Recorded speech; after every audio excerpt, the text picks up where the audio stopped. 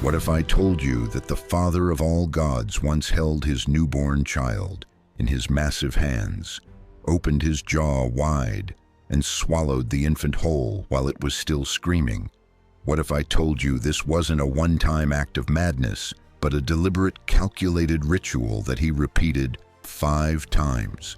And what if I told you that this cannibalistic god didn't just devour his children, but literally consumed time itself, trapping entire generations in an endless cycle of terror?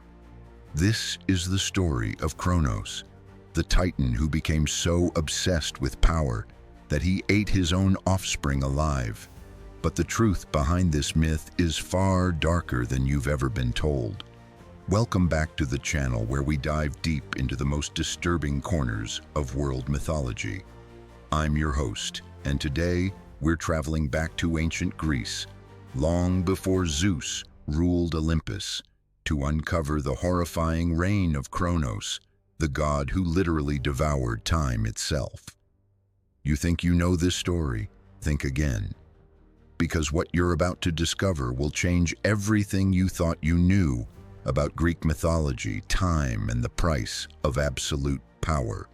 We'll explore how one prophecy drove a god to commit the ultimate taboo, why the Greeks believed time could be eaten, and the shocking truth about what really happened inside Kronos' stomach. If you're fascinated by the darkest myths humanity has ever created, you're in exactly the right place. Before we witness the horror of cosmic cannibalism, we need to understand who Kronos really was. And here's your first shock. Kronos wasn't just any god. He was the ruler of the entire universe during what the Greeks called the Golden Age. Picture this: Earth in its primordial state. No humans yet existed. No familiar gods walked among mortals. Instead, an older, more primitive race of deities called Titans controlled reality itself. These weren't the elegant, human-like Olympian gods you know from movies. The Titans were forces of nature made flesh, beings so ancient and powerful that they literally shaped the cosmos with their bare hands. Kronos was their king. His very name means time in ancient Greek, and this wasn't metaphorical. The Greeks believed that Kronos was time. Every second that ticked by, every moment that passed from present into past, flowed through his divine essence. When mortals aged, it was because Kronos willed it. When seasons changed, Kronos made it happen. When civilizations rose and fell, they did so according to his cosmic schedule. But here's where the story takes its first dark turn. Kronos didn't inherit his throne. He seized it through the most brutal act of violence imaginable. His father, Uranus, the personification of the sky itself, had become a tyrant. Uranus refused to allow his children, the Titans, to be born. Instead, he forced them back into the womb of their mother, Gaia, the Earth. Imagine the agony.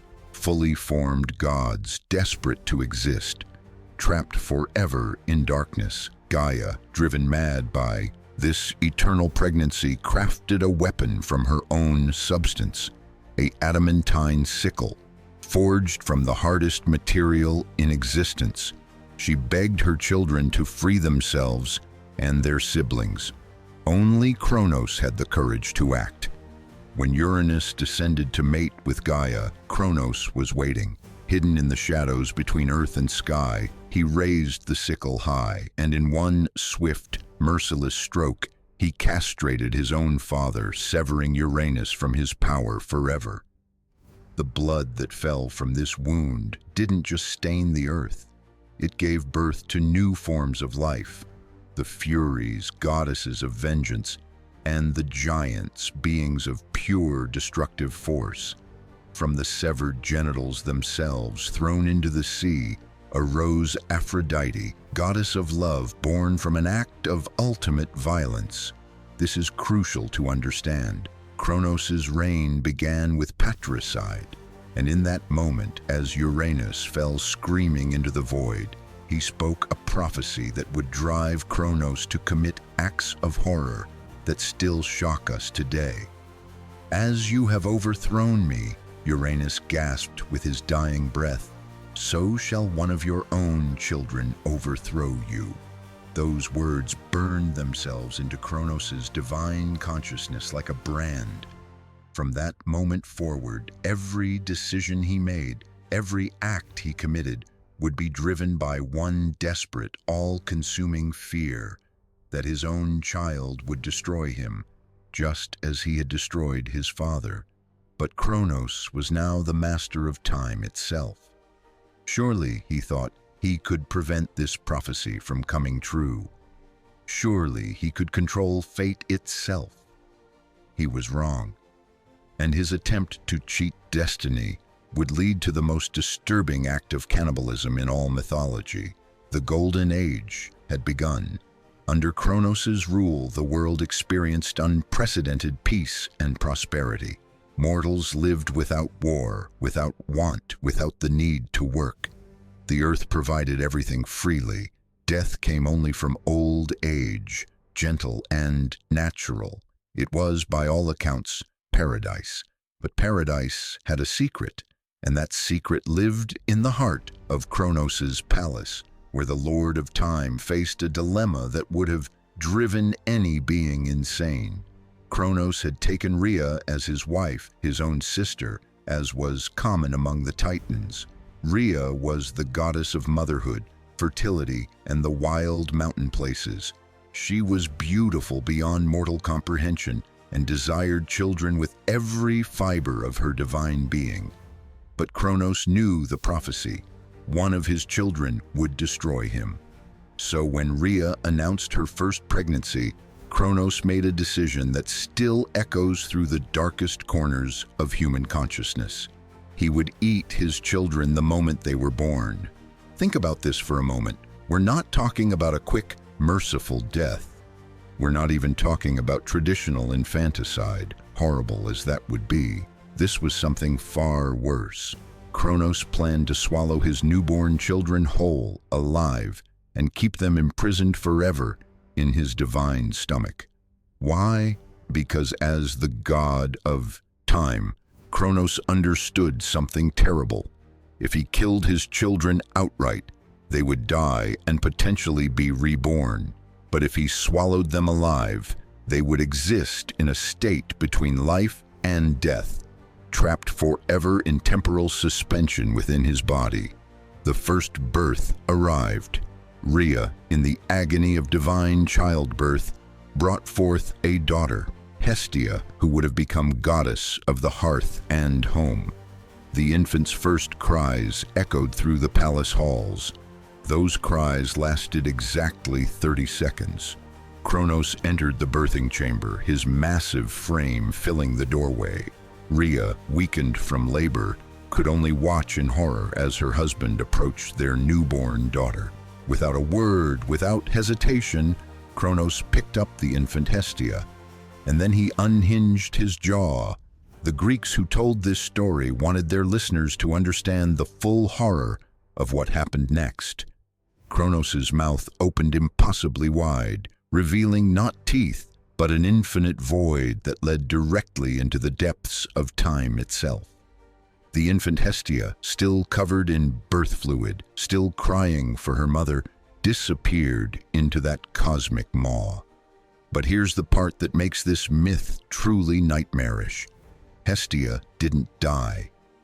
Inside Kronos' stomach, she remained alive, conscious and growing. Trapped in eternal darkness, she could hear every sound from the outside world, could feel every movement her father made, but could never escape. Rhea's screams of anguish shook the foundations of the earth, but Kronos felt no remorse. The prophecy must not be fulfilled. His power must be protected. 1 year later, the second child was born. Demeter, future goddess of the harvest. Again, Kronos waited until the infant drew its first breath. Again he swallowed her whole. Now 2 divine children writhed in the darkness of their father's stomach, calling out to each other across the impossible space within Kronos' body. The 3rd child, Hera, who would have ruled as queen of the gods, swallowed alive. The 4th, Hades, destined to rule the underworld. Into the darkness he went. The 5th, Poseidon, god of the seas. Even his power over water couldn't save him from his father's maw. With each act of cannibalism, Kronos told himself he was protecting the natural order, but something was happening to him that he didn't expect. Each child he consumed changed him. Their divine essences trapped within his body began to affect his mind. Time itself began to fracture around Kronos. Past, present, and future started to blur together. He would sometimes speak to people who hadn't been born yet, or mourn for events that had happened centuries ago, as if they were occurring in the present moment. The other Titans watched their king with growing unease. His eyes, once sharp and focused, now held a distant, haunted quality. He would stand motionless for days at a time, listening to voices only he could hear. The voices of his children, calling to him from within his own body. But the worst was yet to come, because Rhea, driven mad by grief and rage, was planning her revenge. When she discovered she was pregnant with her 6th child, Rhea knew she couldn't bear to watch another infant disappear into her husband's gullet. This time would be different. This time, she would deceive the god of time itself. She fled to the island of Crete, to a cave hidden deep beneath Mount Ida. There, in secret, surrounded by the Curettes, wild spirits who danced and clashed their weapons to mask any sounds, Rhea gave birth to her final child. His name was Zeus, and unlike his siblings, he would not spend his infancy in the darkness of his father's stomach. But Rhea still had to return to Kronos. She still had to present him with what he expected, a newborn child to devour. So she wrapped a stone in swaddling clothes and returned to the palace. When Kronos saw what he thought was his 6th child, he didn't hesitate. He had become a monster of habit, a creature of pure paranoia, driven by an unbreakable compulsion. Without even looking closely at the bundle in Rhea's arms, he snatched it away and swallowed it whole. The stone, which would later be known as the Omphalos, the center of the world, joined his 5 living children in the cosmic prison of his stomach. But Zeus was free, and he was growing stronger every day, hidden away in his secret cave, nursing on the milk of the goat Amalthea, and planning the downfall of his cannibalistic father. The god who devoured time itself had made his first real mistake, and it would cost him everything. You might think you understand this story now. A paranoid father eats his children to prevent a prophecy. But the Greeks who created this myth were telling us something far more profound and disturbing about the nature of time, power, and human psychology. First, let's talk about what it means to devour time. The Greeks didn't see time as an abstract concept. Time was a living force that could be controlled, manipulated, and yes, consumed. When they said Kronos ate his children, they meant he was literally consuming the future. Think about it this way. Each child represented a potential future. Hestia represented the future of home and civilization. Demeter, the future of agriculture and sustenance. Hera, the future of divine marriage and social order. By swallowing them, Kronos wasn't just committing infanticide, he was preventing entire aspects of reality from coming into existence. This is why his victims remained alive in his stomach. They weren't dead. They were suspended in temporal limbo. Kronos had created a pocket of frozen time within his own body, where his children existed in eternal stasis. But here's where it gets truly dark. This myth is also about the psychology of absolute power. Kronos represents what happens when authority becomes so paranoid about losing control that it begins to destroy the very thing it's supposed to protect. Every dictator, every tyrant, every abusive parent who has ever lived has something in common with Kronos. They become so afraid of being overthrown, so terrified of losing their power, that they begin to devour their own successors. They eliminate anyone who might challenge them, even their own children. The Greeks were remarkably sophisticated in their understanding of how power corrupts. They showed us that Kronos didn't start as a monster. He began as a liberator, freeing his siblings from their father's tyranny. But the moment he gained absolute power, the moment he became the thing he had fought against, he began his transformation into something inhuman. And there's another layer to this horror. The myth suggests that time itself can become diseased. When Kronos began consuming his children, chronology started to break down. Past and future began to merge, the natural order of succession. Parents giving way to children, old ideas replaced by new ones, ground to a halt. This is what the Greeks meant when they talked about cosmic horror. It wasn't just that bad things happened to individuals. It was that the fundamental structures of reality itself could become corrupted. Modern psychologists have identified this pattern in real-world situations. It's called generational trauma, when one generation's pain and fear become so intense that it prevents the next generation from developing normally. Parents who are terrified of losing control often swallow their children metaphorically, preventing them from growing into independent adults. But the Greeks took this psychological insight and turned it into cosmic horror. They asked, what if this pattern of control and consumption happened on a divine scale? What if a god became so paranoid that he began devouring the future itself? The answer was Kronos, a deity who had become so monstrous that he posed a threat not just to his family, but to the continuation of time itself. And this brings us to the most disturbing implication of the myth. Kronos enjoyed it. The Greeks made it clear that after the first act of cannibalism, each subsequent child eating became easier. Kronos developed a taste for this ultimate form of control. He became addicted to the power of consuming potential futures. This is why Zeus's escape was so crucial. It represented the first crack in Kronos's temporal prison. For the first time since he began his reign of cannibalistic terror, a future had escaped his control.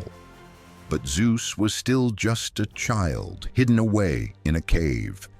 How could he possibly challenge a god who had consumed time itself? The answer would involve the most epic battle in Greek mythology and a moment of divine vomiting that would reshape reality forever. Here's something that will shock you.